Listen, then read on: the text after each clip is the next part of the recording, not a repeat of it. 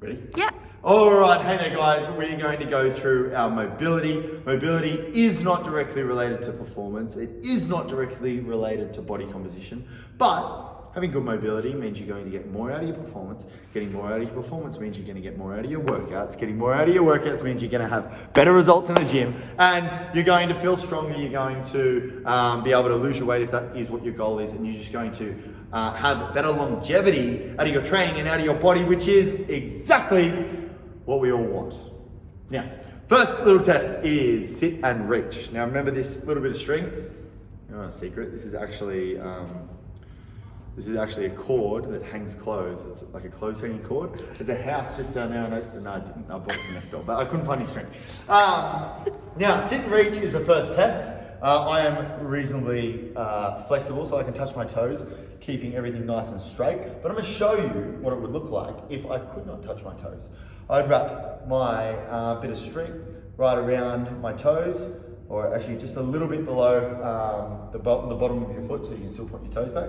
And I would reach my hands out until I could not get my hands any further. And I would reach forward. If that was as far as I could go and I could only hold it there for say 3 seconds, I let that go and I've got my end of the string. I just realized that sometimes if you can't reach it, you might not be able to get it over. So what we can do is maybe go right to the end, reach around, and then when you can't go any further, then you just let go of that, and that distance there would be what you measure.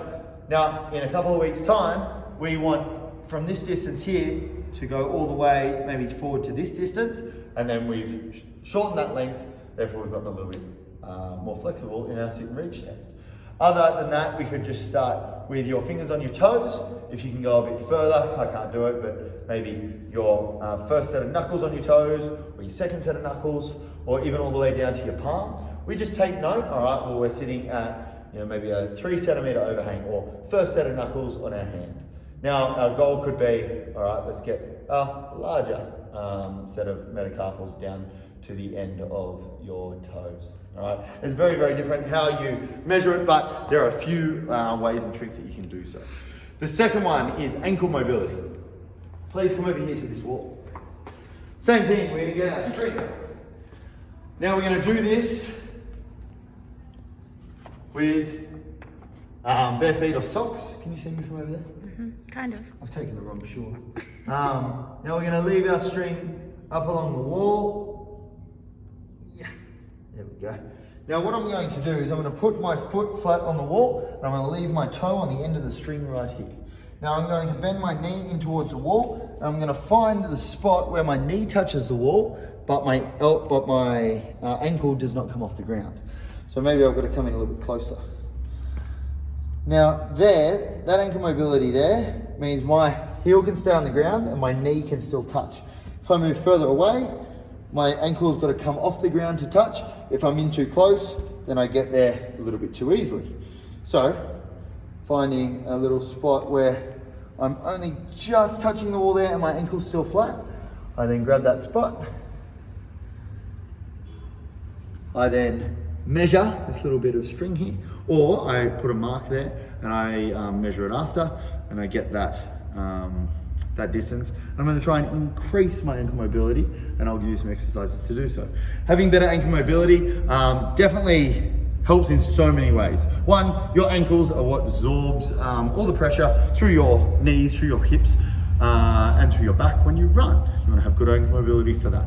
Having good ankle mobility allows you to get nice and deep into a squat, and it takes pressure away from other joints and also through your lower back. If you ever see anyone squat without the ankle mobility, you'll see them come back with their bum a lot more, keep a reasonably rounded back. Ankle mobility is really important. That's why we've kept it in there. Now the other three just have a tick box. Now this is something that you can do or you can't do, and if you can do it, I want you to tell me how it feels. The first one is lumbar mobility. Now, very simply guys, we're going to lie down on our back, arms flat either side, and we're going to keep our shoulder blades on the ground. Now all I would like you to do is lift one leg up tall and slowly drop it down. Now it needs to come down slowly so you do not hurt yourself. We're going to get it down to the ground, just like so. Now my shoulder blades are still on the ground. I'm slowly relaxing a little bit more into this movement. And I've got my shoulder blades on the ground and my toe on the ground all the way to the side. Now I practiced this before, so I know it works on the other side. Same thing though, up, slow down, get it to rest.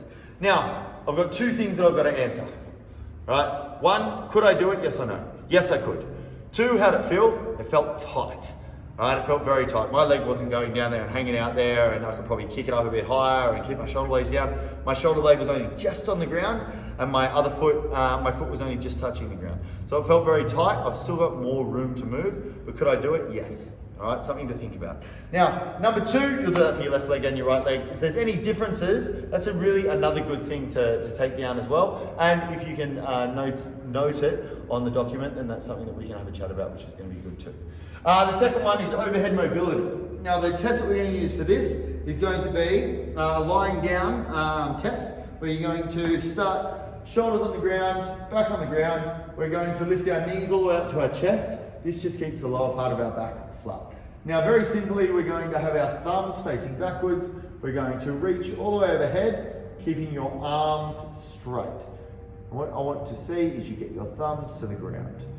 Perfect. If you can do it like that, my arms straight there, Beatrice? Yep. Cool. Then I was a yes for that test. That's really good. Now, to make things a little bit more challenging, we go back of hand. Now, same thing, back of hand coming all the way down, arms stay straight. Now, right now, I am not even close at getting the back of my hand down to the ground. So did I pass the test? Yes, because my thumbs got to the ground. Is there room for improvement? Yes, there definitely is, because the back of my hand didn't get. So same thing, I'd say, did I pass? Yes, big tick. How'd it feel? It was tight. It was very tight. I couldn't get my palms all the way down. That means I've got to work on a little bit of external shoulder rotation. Again, something that we're going to help with, and we're going to work on throughout the challenge. Next, we have, what was the last one? I'm going to quickly have a look. I've lost a shoe. The last one is chest mobility. How do we do chest mobility? I do it with you. Come on, you know this. I know what this is. All right, the last one, lying down on your back. You're gonna have the same position, keeping your legs up, back nice and flat. You're gonna start with your hands out about shoulder width apart. Now the idea is elbows stay on the ground and the top of your palms stay on the ground. I can't get there up nice and tall because that's my shoulders. Bring everything out wider, that's where we come to our chest. Now what we're looking at doing is we're looking at bringing our elbows and our hands down, trying to get your elbows close to your hips. Now are my elbows close to my hips now? All right. They aren't. And if I go any further, my hands start lifting and I restrict my chest. Now a pass is 90 degrees. So a pass is out here, bringing everything to 90 degrees. That is a pass. So I still passed, all good. Keep your back flat on the ground, but coming down any lower, especially trying to get to here and keeping your hands on the ground, I didn't pass. So that means I'm very tight.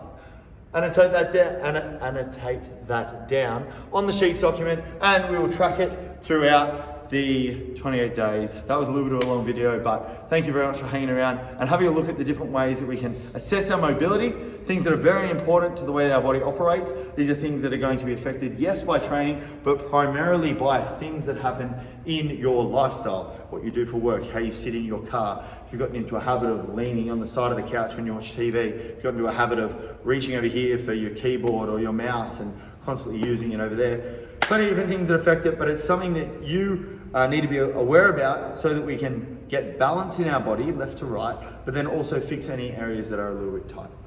Any questions? No, it's not live. Perfect. I really look forward to seeing you guys soon. Thank you for watching.